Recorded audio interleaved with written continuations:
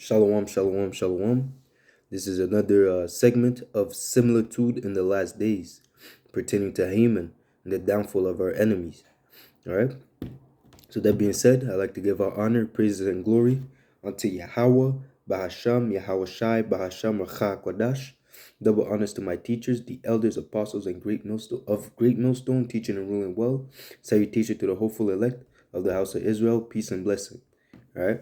So let's get right into it, starting with Esther 1, Esther 3 and 1. After these things, did King Ahasuerus promote Haman, the son of Hammedatha, the Haggagite. And that goes into, Agagites goes back to Hagag, the king of the Amalekites. Okay? And advanced him and sat him and set his seat above all the princes that were with him. And all the king's servants that were in the king's gate bowed and reverenced Haman, for the king had so commanded concerning him. But Mordecai bowed not, and did not reverence him, nor did reverence him. Okay? So it says here in Romans 11 and 4, so in this time, they are the elect, the hopeful elect of the house of Israel. We're not going to bow down to this wicked system. We're not going to bow down to these people. We're not going to reverence these people, man. All right? It says here in Romans 11 and 4, but what said the answer of the Lord unto him? I have reserved to myself 7,000 men, a complete amount of men, who have not bowed the knee to the image of Baal. Even so, then at this present time also, there is a remnant according to the election of grace. So there is a remnant at this time, man. So the Lord has a specific amount of men that are not going to worship the beast system. We're not going to bow down to worship this wicked system. All right. And furthermore, what did Yahweh say unto Satan? It says here in Matthew 4 and 10, then said Yahweh unto him, get thee hence, Satan, for it is written, thou shalt worship the Lord thy power, and him only shall thy serve. So we're only to bow down to Yahweh Ba'ashem Yahweh, and that's it, man. We're not gonna bow down to a mortal man who tomorrow might be put to death. And the Lord and Yahweh said, I'll teach you who you will fear. Fear the Lord who can put both your spirit and health, so I can put your body and your soul in hell. Okay, meaning difficult times, through captivity, through a horrible situation. The Lord can put you through hell, man. You see. So back to Esther 3 and 5. It says here, and Haman saw that Mordecai bowed not, nor did reverence him. Then Haman was full of wrath, and that Edomite in him, man. Seeing that because the Edomites have a God complex, right? They have a God complex. They want everyone to be underneath them, and that's ultimately why they're gonna push the MOTB. They want everyone to be chipped, to be slaves unto them, man. They really want to be over the world. They already own the world. They already the earth is given unto the hands of the wicked, but they want more because they're insatiable, man. They are as death. So at this point, they want you. They have all the money and all the wealth in the world. They own everything, but now they want to own you. Your person itself. They want to own humans. You see. That's why they want to put that MOTB on you. Know what you're doing. Totally control all the aspects of your life. If you act up, they'll just shut you down, man. You see. So it says here in Ezekiel 35 and 5, because thou hast had a perpetual hatred, and hast shed the blood of the children of Israel by the force of the sword in the time of their calamity, in the time that their iniquity had an end. Therefore, as I live, said the Lord, I will prepare thee unto blood, and blood shall pursue thee. Sith thou hast not hated blood, even blood shall pursue thee. And Haman, later on, if you keep reading the book of Esther, he concocted a plot to put the Jews, the southern kingdom, through hell, man. He wanted to exterminate the so-called the Jews, man. Not the Jewish, but the Jews, the southern tribe, Judah, Levi, and Benjamin. All right, the fact that Mordecai did not bow down was enough for Haman to exterminate the whole kingdom. You see. was enough for him to want. Salakia. He wouldn't be able to do it, but he wanted it because that hatred. He was full of rage, man. Okay. So it says here in Esther 3:6, and he thought scorn to lay hands on Mordecai alone. So his whole purpose was to hurt Mordecai. But now what happened? For they had shewed him the people of Mordecai. Wherefore Haman sought to destroy all the Jews that were throughout the whole kingdom of Asheru, even the people of Mordecai. So at this point, he's like, yo, fuck him, man. Why just kill one guy when I can kill all his people, man, all his kinfolk? You see, it says here in Psalms 38:12. And again, that's an Amalekite, man. That's the mindset of these people, man. He's not thinking about, let me just kill that one guy that I have beef with. Let me destroy his whole nationality. And again, that goes into that perpetual hatred that Esau has for Jacob. Okay? So it says here in Psalms 38:12, they also that seek after my life lay snares for me. They that seek my hurt speak mischievous things and imagine deceit all the day long. So you know for a fact that Haman, from that moment, he started plotting. He started plotting against Mordecai, man. It says here back to Esther 3:8, and Haman said unto the king Asheru, there is a certain people. So now he's talking shit. He's talking shit about the Jews, man, about our people, man. You see, he's complotting, man. See, he's concocting conspiracy, man. There is a certain people scattered abroad and dispersed among the people in all the provinces of thy kingdom, and their laws are diverse from all people. See, the law, statutes, and commandments, that's what keeps us separate, keeps us holy, keeps us separate from these other people. Because the Lord is dealing with us. That is why he gave us the law, statutes, and commandments. He gave us the keys of life. Right? These other nations, he doesn't care about them like that, man. To be honest, they're only servants unto us. And we're supposed to be in power. We're supposed to be in rulership, telling them, directing the course of the earth in righteousness, of course. Okay? So it says here, and their laws are diverse. Their laws are diverse from all people. Neither keep they the king's law. Therefore, it is not for the king's profit to suffer them. If it please, let it be written that they may be destroyed. And I will pay 10,000 talents of silver to the hands of those that have charge of the business, to bring it into the king's treasury. And the king took his ring from his hand and gave it unto Haman, the son of Hammedatha, the Agagite, the Jews' enemy. So there you go, man. He's the Jews' enemy. It says what? The Lord will have a controversy against Amalek. He will have war against Amalek from generation to generation. That's and even to this day, man. You see, they're still the Jews' enemy to this day, man. The top enemy, the top op of Yahweh Shem Shai, the Amalekite. Okay, to the point he hated us so much that he wanted to pay. He would pay for us to be exterminated, man. You see. So if, to be honest, if Esau had, like I said, Esau, Edom, starting with the Amalekites, they owned the wealth of the world. If it was up to them, we would have already been through. Because in his mind, in his carnal mind, he thinks that by eliminating us, he can have the blessing. But the blessing was not meant for him. In the spirit, was already preordained that Jacob would rule. The older shall serve the younger. It was already in the spirit. It was already in the book. Okay? So this guy is trying to go against prophecy. He's trying to go against the Most High, and that is why he's going to lose. Okay? It says here in Psalms 64:2, hide me from the secret counsel of the wicked, from the insurrection of the workers of iniquity.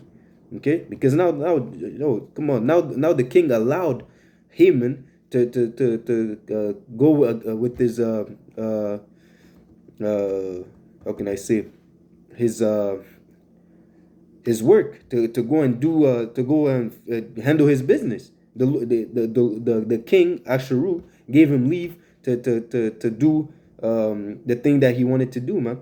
He gave him the okay. Yeah, you're right, man. These people, they're not like us, man. They have their own ways of life. To be honest, just do what you do, man. Okay. So again, it says here in Psalm 64:2, hide me from the secret counsels of the wicked. So ultimately, it's the Lord that's going to deliver us and protect us. from the insurrection of the workers of iniquity, who whet their tongue like a sword, man. The way that this guy was talking shit and slandering Jake in front of the king. Come on, these people, they're not for your turn. Don't suffer them. They might rebel, this and that, man. These people are not right. They don't even keep your laws. They're disrespectful, this and that.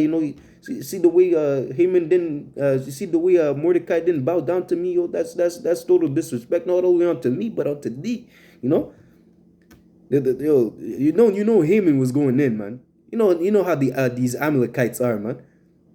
Yeah, if you don't know, they're just gonna keep pushing out information. Keep talking, keep talking, keep talking. You can't keep up, man. They're like the serpent that they are. They whet their tongue like a sword, and bend their bows to shoot their arrows. Even bitter words, man. Even bitter words, man. The slander of their mother's brother. It's like a mother's son. That they may shoot in secret at the perfect. Suddenly do they shoot at him and fear not. They encourage themselves in an evil matter, and they commune of laying snares privily. When they have their meetings, their summit meetings, Jake is not there. So you have these heathen talking about how they're gonna destroy us, man. Pertaining to Psalms 83. They're literally having a talk. How are we gonna keep Jake in a low level, keep them abased, keep them distracted, so they do not reconnect with their power, so that we may stay in power ourselves. Okay? They encourage themselves in an evil manner, and they commune of laying snares privily. They say, who shall see them? They search out iniquity. They accomplish a diligent search. And that's what Haman was thinking about, man. As soon as he got the okay, he's like, how will I destroy these people, man? To the point he even, like he said, I'll pay for this to happen, man. I got the money. I ain't stressing. I'll pay you to destroy these people, man. And all that because a man didn't bow down, man. This guy, these Edomites, man, they're carnal and they're effeminate. That sounds just like the nigger woman right there, man. To kill a man because he didn't bow down, man. Not only the man, but his whole nation. You see, the whole Jews to want to exterminate one people, a whole people, just because one of them didn't bow down. Handle your situation with that one guy, man. Come on. You know Haman was effeminate, man. After seeing that, man, come on. So it says here, both the inward thoughts of every one of them and their heart is deep, deep in wickedness, their mind. And it says here, but the Most High Yahweh shall shoot at them with an arrow. Suddenly shall they be wounded, suddenly, without notice. They won't be prepared, you see. Those are the hits that hurt the most, because if you don't anticipate getting hit, you have no protection. You're not, when you get hit blindsided, come on, man, that hurts, man. Because you're not like shielding yourself, not trying to soften the blow. You're taking it full on, man. That's exactly what's gonna happen to these Edomites, man, and these other nations as well, because they're not they're not gonna be running around free, after Esau Edom is out of the way, man. They're still gonna be under captivity, under our subjection. Okay, so it says here, so they shall make their own tongue fall upon themselves. The same words that you were talking shit, that shit is all gonna come back onto you, man. All that see them shall flee away. You're gonna understand, man. You're the wicked that the Bible speaks of, man, and you must be destroyed. Okay, it says here in Esther 5:14, then said Zeresh, his wife, the wife of Haman, and all his friends unto him, let a gallows be made of 50 cubit high, and tomorrow speak down to the king that Mordecai be hung thereon. So they're having, like I said, they're having their own meeting privily, you see, and they're speaking about how they may kill a man. And that's the same thing in those summits, how they want to kill Jake, how they want to eradicate a people. Like I said, they are carnal, so they believe that by exterminating us, they may have the eternal blessing of Yahweh Hashem Yahushai. You see? But you know that the Lord said he will save Israel with an everlasting salvation. We are a world without end. Okay? And when we are in power, we will reign forevermore. Our kingdom will never be destroyed, man, because we're going to rule in righteousness. We're never going to die. We're going to have spiritual power. Yo, come on, man. These people don't know what's going on, man. They don't know what's awaiting for them, If they were wise, they would consider their latter end, but they're foolish. They're base men. They do not consider that everything that they're doing right now will fall back upon their head double. Okay. So it says here, and tomorrow speak down to the king that Mordecai may be hung thereon. Then go thou in merrily with the king unto the banquet, with the thing Salakia, and the thing pleased Haman. So now he's boosted up, his ego is good. He's like, yeah, man, okay, I'm gonna get rid of that one guy, man. And he caused the gallows to be made. So he's setting up his thing, man. You see? And it says, but again, the Lord has had different plans. Okay? So it says here in Esther 6:1, and on that night, the same night, could not the king sleep. He commanded to bring the book of records of Chronicles, and they read before the king. And why couldn't the king sleep? The Lord took away his sleep. The Lord put it in his spirit to ask for the records to be brought out, man. The Lord made it for a purpose, for the salvation of his people. Okay? Because at that time, Haman was killing a lot of Jakes, man. Haman was going out slaughtering people, man. Okay? So it says here in Proverbs 21:1, the king's heart is in the hands of the Lord. As a river of water, he turneth it whithersoever he will. So the Lord made King Asheru stay up so that he may execute his plan pertaining to Haman and his family, which we'll see at the end, which ultimately is a similitude of what will happen unto Esau Edom at his latter end. Okay.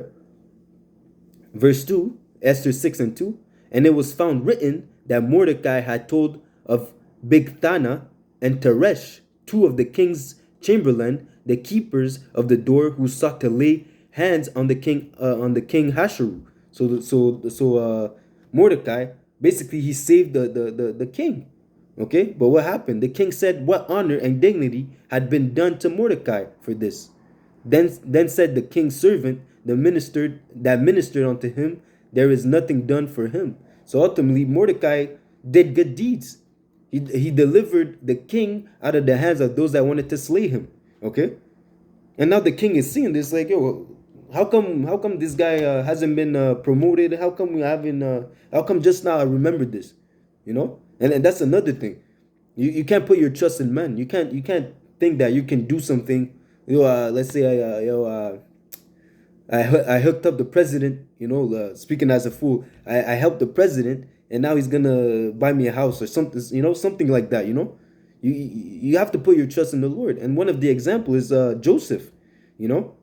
Joseph, the patriarch, when he went to prison, being falsely accused of committing adultery. When he was falsely accused, there was a man there that had a dream. So Joseph interpreted the dream for two of them. He's two of the king's servants, the Pharaoh's servants, and he told unto one, today you will die, and to the other you will be free, and you will return to your post with the Pharaoh. But when you go back there, remember me. Remember me of the words that I told you, the prophecies that I told you, and don't forget about me, basically. But when he got freed, when that one servant got freed and the other got put to death, he completely forgot about Joseph. He left Joseph in jail, man. And that's why you have to put your trust in Yahweh Ba'ashem Yahushai. Because later on, the Lord had his own plans. Later on, that same guy, he remembered. He put it back in his spirit. The Lord put that back in his spirit that, pertaining to that situation, the king had a dream. Pharaoh had Pharaoh had a dream, and no one can interpret it. And that's when the Pharaoh's servant remembered of Joseph. You see, so the Lord made things happen. Okay, and again, the Lord controlled Pharaoh that he may have a dream, and he made it so that no one could be able to have an interpretation for that dream. Okay, only Joseph, because the Lord was dealing with Joseph, and ultimately was for Joseph's deliverance and for the deliverance of his family, because later on Joseph fed the world out of Egypt, and by doing so he also fed his family. He preserved his family, and that was the will of Yahweh Ba'ashem Yahushai. Until this day, that is the will of Yahweh Ba'ashem Yahushai. Like I said, the remnant, according to the election, will be delivered out of the destruction, you know? And of course, there's going to be some that are going to be martyrs for the name of Yahweh Hashem Yahushai, but they will receive the reward, right? So that being said, it says here, verse Esther 6:3, after the king Asheru heard of the things that were done unto that when the king heard that Mordecai saved him, and the king said, "What honor and dignity had been done to Mordecai for this?" Then said the king's servant that ministered unto him, "There is nothing done for him." And it says here in 2 Ezra 8:33, "For the just which hath many good works," and that was a good work, delivering, exposing the conspiracy that was being plotted against the king. That was a good work. Okay, it says, "And the just which have many good works laid up with thee shall out of their own deeds receive the reward." Okay, as it says in Galatians 6:7, "Be not deceived, the Most High is not mocked. For whatsoever a man soweth, that shall he reap." Okay, so if you sow in good, you'll receive good. If you sow in wickedness, you will receive wickedness. Like they say in the world, karma. The energy you push out is the energy you're gonna get back. But how much more in righteousness, or how much more in wickedness? Okay, the same time that the same effort that you put in this ministry for the name of Yahweh Hashem Yahushai, for the brotherhood, is the same energy that you're gonna get back from the Lord, man. You see, the Lord can bless you, or he can curse you, man. You see, he can make you, your life go as smooth as he can make your life go smooth, or he can make you go to hell, man. Go through hell, Salakia. Because we know there's no such thing as the fiery pits of hell. I digress. Okay, Salakia. So it says here, so the Lord will not be unrighteous to forget your good works, man. Regardless even if you do it unto a Gentile, the Lord knows. The Lord knows. Even it says, "Know to whom thou doest good." Okay, you're not at that time. Mordecai was not delivering some regular heathen. He was delivering the king, whom he was under subjection to. You see. So that's wisdom. Like he's gonna eventually this guy's gonna have to do something about this, man. I basically, he owes me his life. In a sense, I deliver him from death. He gotta do something about that. You see. So it says here in Esther 6:4, "And the king who was in the court, and the king said, Who is in the court? Now Haman was coming to the outer court of the king's house to speak unto the king to hang Mordecai." So now the Lord, like I said, everything comes from on high. The Lord was setting up a chess play, man. You see, they put it in the Lord's. He put it in King Asheru to find out that Mordecai had delivered him from death, and now this Haman, the enemy of the Jews, is walking up to the king and wanting to talk to him about putting Mordecai to death. You see, the Lord is a bad man. I speak as a fool. The Lord is a bad man. You see, the Lord put it in the spirit. Come on, man. This is a great movie. This is a great movie. You see, the same way that the Lord is gonna put it in the spirit of these Edomites to come and throw missiles at each other, set up the MOTB, all that to destroy them at the end. Okay, all that so the Lord can destroy them. Okay, without mercy, with double upon their own head, man. You see, it says here. So now Haman was coming to the outer court of the king's house to speak unto the king to hang Mordecai on the gallows that he had prepared for him. He had the whole thing was set up, man. He just needed the okay of the king. And the king's servant said unto him, Behold, Haman standeth in the court. And the king said, Let him come in. So Haman came in, and the king said unto him, What shall be done unto the man whom the king delighted to honor? Now Haman thought in his heart, in his own wicked mind. Now Haman thought in his heart, To whom would the king delight to do honor more than to myself? And Haman answered the king, For the man whom the king delighted to honor. Let the royal. So now in his mind he's like, oh, it has to be me. So let me boost the gifts and the reward that he may have, because in his mind he's actually gonna obtain all these things that, So if, like I said, man, if speak as a fool, your manager tells you, yo, who should I promote to be a CEO? I'm about to retire. Who should I promote to be CEO of this company before I retire? And you're thinking, yeah, the guy that's lazy, always late, always always slacking off, taking long breaks and whatever. The worst employee. He's out here thinking, oh, yo, who is he gonna exalt more than me? So like, yo, you should. So as it says here in Esther 6:8, let the royal apparel be brought which the king uses to wear, and the horse that the king rideth upon, and the crown royal which is set upon his head. So you see that? That's what it means to have a God complex. He even wants the crown on his own head. In his mind, the king is gonna take his crown and put it upon his head. You see, that's a prideful man. You see, so it says here, the crown royal which is set upon his head, and let this apparel and horse be delivered to the hand of the man of the king's most noble princes, that they may array the man withal whom the king delighted to honor, and bring him on horseback through the streets of the city, and proclaim before him, thus shall be done to the man whom the king delighted to honor. So even as far as to go around the city and to get praises of men. So the people may see, oh, this guy is an important guy. He has the king's garment, the crown, the king's horse. This guy's the man. He wants that praise, man. He wants to be seen as a god on the earth, man. But we know that at the end of the day, Esau is gonna be as dung. Okay, he's gonna be eating clod, which is dirt.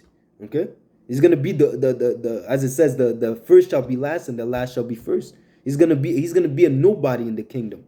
You see, so it says here, then the king said to Haman, make haste and take the apparel and the horse as thou hast said, and do even so to Mordecai the Jew that sitteth at the king's gate.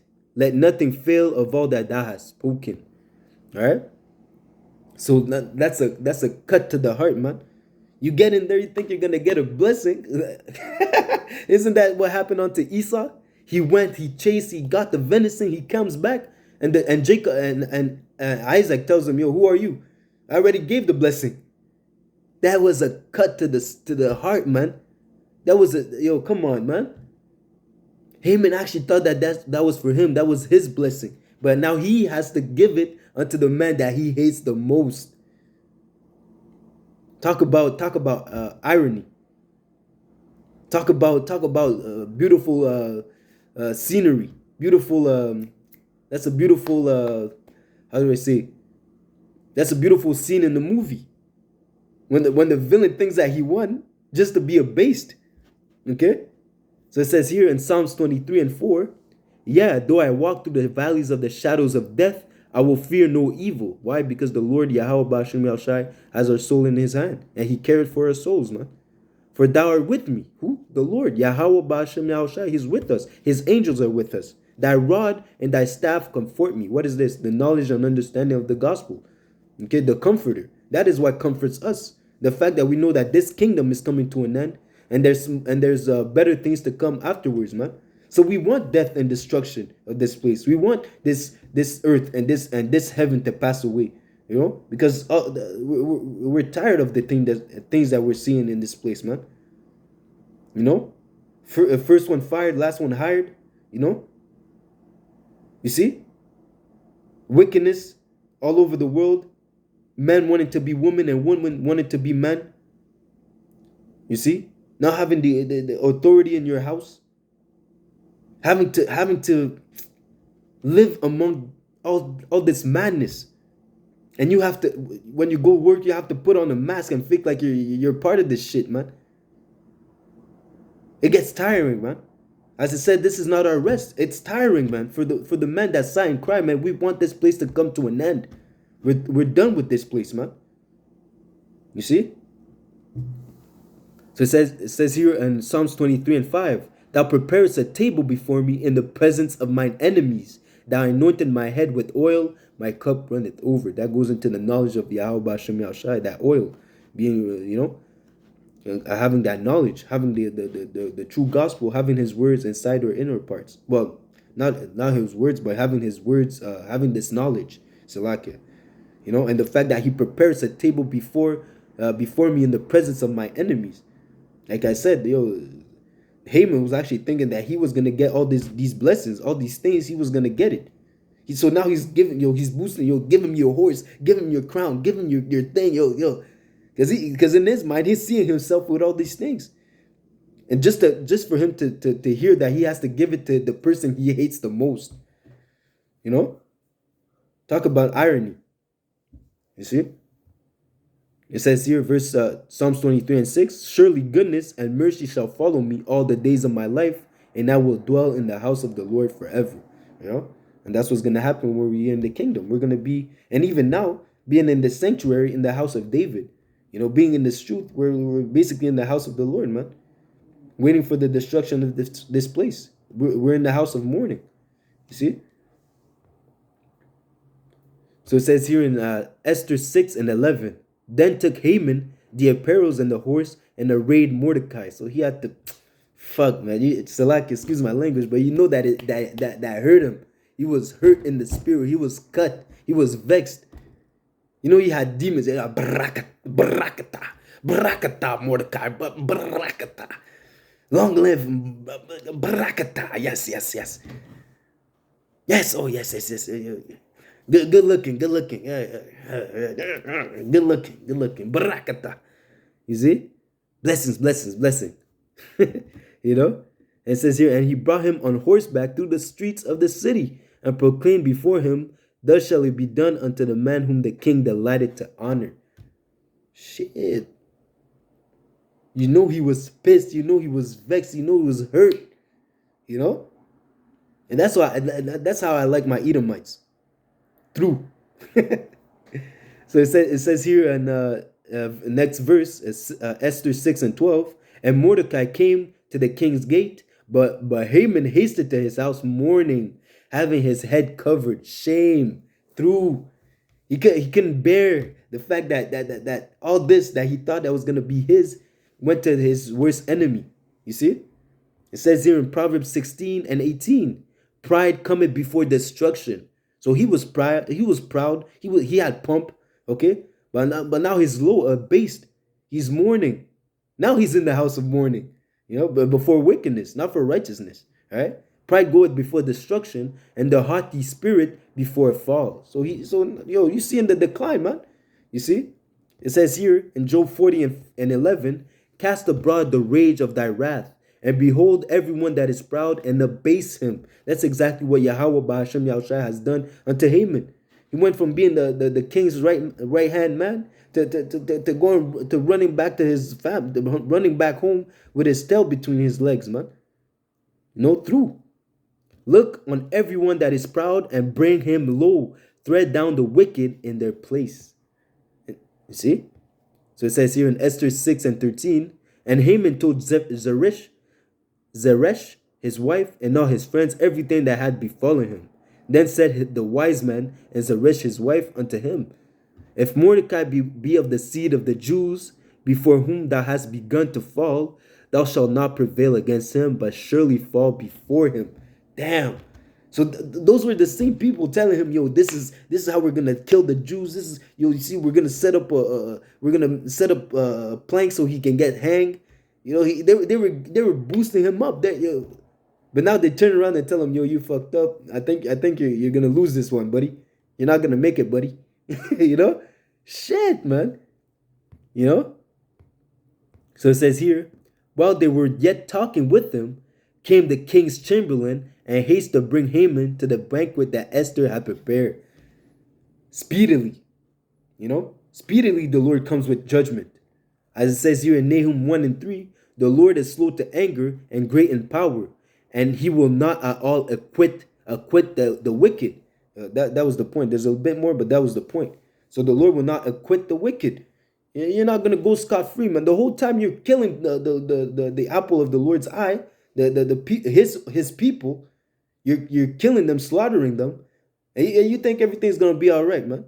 And the funny thing is that right after he ran to his friends and family, his wife, and they prophesied against him. They prophesied that he would fall. And as soon as they said that, boom, knock at the door, man. The Lord is answering. The Lord is knocking at the door, telling you, it's time. It's time, man. It's time for you to face judgment. Right? You know? The Lord will not acquit the wicked. Wisdom of Solomon 6 and 5. Horribly and speedily shall he come upon you, for a sharp judgment shall be to them that be in high places. People that are in high places. That's speaking about these Amalekites, man. These Amalek, the Edomite, Esau, Edom, starting with Amalek. They're in high places right now, man. They're in heaven right now, man. Okay, but that is how they're gonna be cast down onto the dust, man. Sit down in the dust, O virgin daughter of Babylon. Okay, they're gonna be there is no more throne for thee, man. To be in a high place or on the throne, man. You see, you're looking down on people, man. And that's exactly what Esau Edom is doing. But he's going to be abased, as the Lord said, man. So back to Esther 7 and 1. So the king and Haman came to the banquet with Esther the queen. And the king said again unto Esther, one of the second day at the banquet of wine, what is thy petition, Queen Esther? And it shall be granted thee. And what is thy request? And it shall be performed, even the half of the kingdom. Then Esther, the queen, answered and said, if I have found favor in thy sight, O king, and if it please the king, let my life be given me at my petition, and my people at my request. So now the Lord has put his spirit on Esther to make a petition for the Jews, man, to stop the killing, man. For we are sold, and I and my people to be destroyed, to be slain, and to perish. But if we had been sold for bondman and bondwoman, I held my tongue, although the enemy could not contravail the king's damage. The king Asheru answered and said unto Esther the queen, who is he, and where is he, that durst presume in his heart to do so? And Esther said, the adversary and enemy is this wicked Haman. Then Haman was afraid before the king and the queen. He started shaking his boots, man. This guy didn't know left from right, man. He was through, like I said, man. And he just came from being prophesied that he was gonna be destroyed, that he was gonna fall at the hands of Mordecai, man. You see, and the king arising from the banquet of wine in his wrath went into the palace garden, and Haman stood up and to make request for his life to Esther the queen, for he saw that there was evil determined against him by the king. So now he's bugging. It's like, he's begging for his life. And that's ultimately what Esau Edom is going to do, man. You know? Esau is going to beg unto the end, man. He's going to beg like a dog, man, unto the end, man. Please, mercy, mercy. But what it says, no mercy shall be shown unto them that shew no mercy. Okay? And then it says here, then the king returned out of the palace garden into the palace of the banquet of wine, and Haman was fallen into the bed whereon Esther was. Then, see, the Lord made everything set up at the right time. Now it looks like Haman is trying to jump on Esther, man. He's trying to force himself onto Esther. You see, it's not what it looks like. Then said the king, will he force the queen also before me in the house? As the word went out the king's mouth, he covered Haman's face. They covered Haman's face. And Habona, one of the chamberlains, said before the king, behold also the gallows 50 cubit high, which Haman had made for Mordecai, who had spoken good for the king, standeth in the house of Haman. The king said unto Haman, the king said, hang him thereon. So they hanged Haman on the gallows that he prepared for Mordecai. Then was the king's wrath pacified. So the same thing that you used, the same thing that he was planning to use against Mordecai was the same thing that they used on him to kill him. And that's ultimately what's gonna happen unto these Edomites, man. You see? This as it says here in Proverbs 26 and 27, whoso diggeth a pit shall fall therein, and he that rolleth the stone will return upon him. So the same things, the same things that you have conspired against the people of the Lord, those are with the same things with the Lord punish you. Okay? It says here in Job 5 and 12, he disappointed the devices of the crafty, so that their hand cannot perform their enterprise. He taketh the wise in their own craftiness, and their counsel the counsel of the forward is carried headlong. So it's gonna come to naught, man. Why do the heathen rage? All your plans against the hopeful elect of Yahweh Bashim El Shai are gonna come to naught. Okay? Proverbs 1 and 34, therefore shall they eat of the fruit of their own way and be filled with their own devices. So everything that you set up against the like I said, everything that you set up against the women of the Lord, his people, will fall upon you, man. Double. Okay? And don't think you'll have it easy in the kingdom of Yahweh Bashim El Shai, man. You see?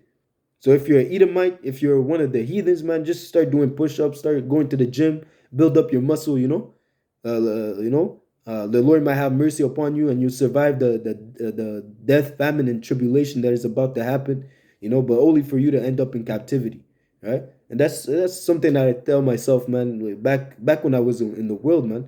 Not back when I was in the world, but back when I just got into this truth, and I understood that hell didn't exist, the place under earth where there's a demon, Satan, red Satan with a pitchfork, I understood, man. It's like, yo, the Lord is not where's the mercy for you for a soul to burn forever?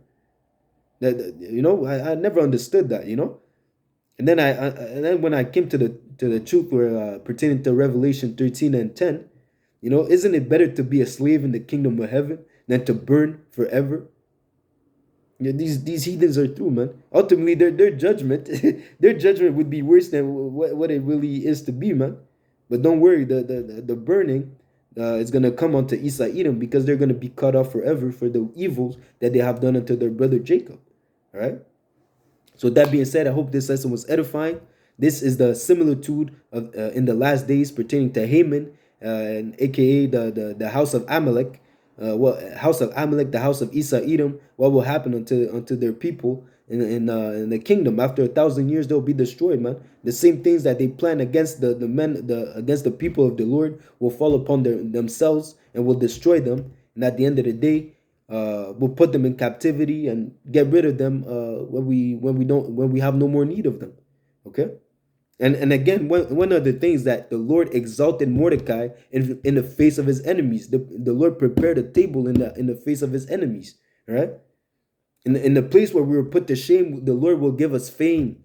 The Lord will exalt us in the face of all these heathens, man. So whatever you're going through right now, man, it's just temporary. The things that are happening right now, they're temporary. This kingdom is temporary. It is vain. Do not worry. Do not fret. Because better things are coming, man. Right? So that being said, I like to give all honor, praises, and glory unto Yahweh, Bahashem, Yahweh Shai, Bahashem, Racha Kwadash. Double honors to my teachers, the elders, apostles, and bishop of Great Millstone, teaching and ruling well. Salutations to the hopeful elect, peace and blessing. DTA, Abababal, Kwam Yasha Allah.